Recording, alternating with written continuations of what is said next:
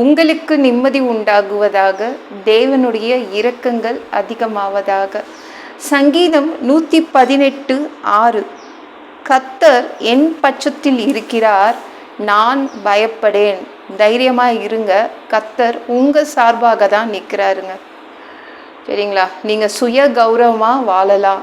தேவன் உங்கள் கௌரவத்துக்கு எந்தவித கெடுதலும் இல்லாமல் பார்த்துப்பாங்க. உங்கள் பக்கத்தில் தான் இருப்பாங்க, உங்கள் சார்பில் தான் நிற்பாங்க, உங்கள் பட்சத்தில் வந்து நிற்பாங்க. எந்த மனுஷனும் உங்களுக்கு தீமை செய்ய முடியாது. சரிங்களா? உங்களுக்கு எல்லாமே சாதகமாக பண்ணி கொடுப்பாரு. எவ்வளோ பெரிய ஆளாக இருந்தாலும் பரவாயில்ல, உங்களுக்கு அவங்களால எந்த தீமையும் செய்ய முடியாது. தேவன் உங்கள் பட்சத்தில் தான் இருப்பார். நீங்கள் ஜாலியாக உங்கள் வேலையை பாருங்கள், பயப்படாதீங்க, தைரியமாக இருங்க. மற்றதெல்லாம் தேவன் பார்த்து பாருங்க. நீங்கள் உங்கள் சுய கௌரவமாக நீங்கள் வாழ முடியும். எந்த வியாதியும் எந்த பிரச்சனையும் எதுவும் செய்ய முடியாதுங்க. தேவன் உங்கள் பக்கத்தில் இருப்பார். எப்படிங்க பயப்படாமல் இருக்கிறது? அதே மோசமான ஆளுங்களை எவ்ரிடே பார்க்க வேண்டியதாக இருக்குது.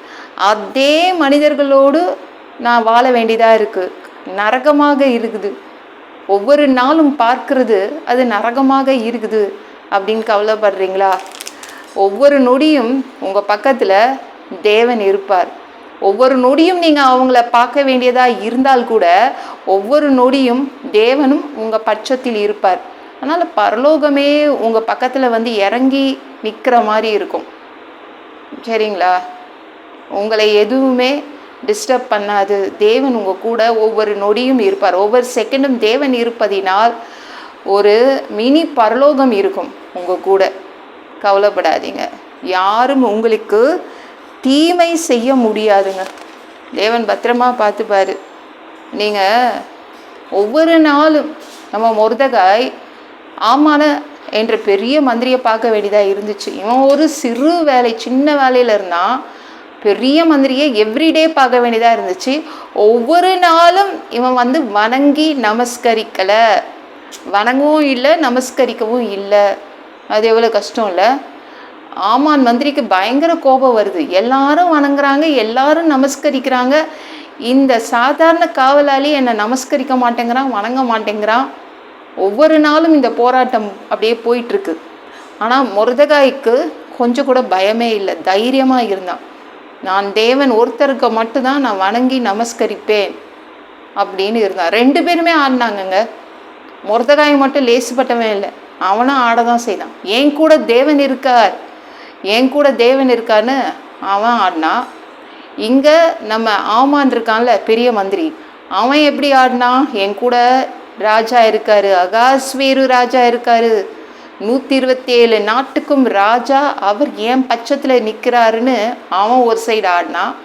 நம்ம மொர்தெகாய் அவனும் ஆட்டம் போட்டான். என் கூட பரலோகத்தின் தேவன் என் கூட இருக்காரு. யாருங்க கடைசியில் வெற்றி பெற்றது? மொர்தெகாய் தான். உங்கள் பக்கத்தில் பரலோகத்தின் தேவன் கூட இருக்கார். அதனால் எல்லா இடத்துலையும் நீங்கள் சுய கௌரவமாக வாழ முடியும். உங்களை யாருமே டிஸ்டர்ப் பண்ண முடியாதுங்க.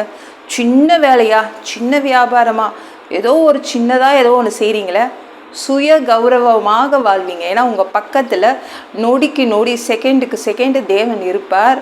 கூட இருந்து உங்களை பாதுகாத்துப்பார். யாரும் உங்களுக்கு தீமை செய்ய முடியாது. இந்த வீடியோ பிடிச்சிருந்துச்சுன்னா மற்றவங்களுக்கும் ஷேர் பண்ண மறக்காதீங்க. கர்த்தர் தாமே உங்களை ஆசீர்வதிப்பாராக.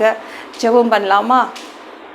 அன்பு பிதாவே, உங்கள் பிள்ளைங்க உங்கள் பாதத்தில் வந்திருக்காங்க. நிம்மதியாக வாழணும், சுய கௌரவமாக வாழணும்னு ஆசைப்படுறாங்க. அப்பா, உங்கள் பிள்ளைங்க சந்தோஷமாக வாழ்கிறதுக்காக உங்கள் பிள்ளைங்களோடு நொடிக்கு நொடி கூட இருப்பீங்க. யாரும் எந்த தீமையும் செய்ய முடியாது. எல்லாம் பொல்லாத பிசாசுகள், ஏவல்கள், மந்திரங்கள், தற்கொலை ஆவிகள், பயத்தின் ஆவிகள், பலவீனப்படுத்துகின்ற ஆவிகள் எல்லாம் இயேசு என்ற பெயரினை கொண்டு துரத்துகிறேன். ஓடிப்போ. உங்கள் பிள்ளைங்களை இரத்த கோட்டிக்குள் மறைச்சிக்கோங்க. பரிசுத்த ஆவியால் நிரப்புங்க. ஞானஸ்நானம் எடுக்கணும், ரட்சிப்பீராக. இயேசுவின் காயப்பட்ட தழும்புகளால் எல்லா வியாதிகளும், எல்லா பலவீனங்களும், கேன்சர் போன்ற வியாதிகளும் சரியாகுவதாக. மரணப்படுக்கைகள் சரியாகுவதாக. பரம்பரை வியாதிகள் சரியாகுவதாக.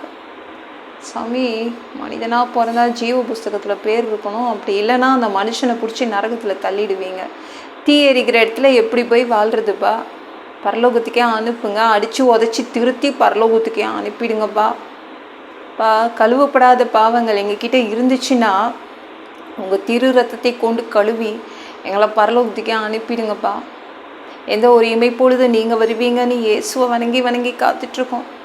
வருஷத்தமாக வாழ்ந்து காத்துட்ருக்கோம். அந்த ஒரு இமைப்பொழுதில் உங்களுக்கு ஒப்பான உடம்பு எங்களுக்கு கொடுக்கப்படும், அதை பெற்றுக்கொண்டு மதியவானத்தில் உங்களை சந்திக்க வருவோம். அந்த தருணத்தை நாங்கள் இழந்துடக்கூடாதுப்பா. ஒரு மனிதனால் வருஷத்தமாக வாழ்கிறது கூடாத விஷயம். அதற்கும் உதவி கேட்டு வந்து நிற்கிறோம். 7 வருடம் அந்த கிறிஸ்து ஆட்சியில் விட்டுட்டு போயிடாதீங்க. பிசாசு நடத்தும் ஆட்சியில் விட்டுட்டு போயிடாதீங்க. 3வது தடவை கூட இந்த பூமிக்கு திரும்பவும் வருவீங்க. 1000 வருடம் ஆட்சி செய்வீங்க. அந்த ஆட்சியை பார்க்க ஆசைப்படுறோம். எல்லாவற்றையும் ஒப்பு கொடுக்குறேன் ஏசி முடிச்சவங்க கேளும் பிதாவே. ஆமென். நாளைக்கு பார்க்கலாம்.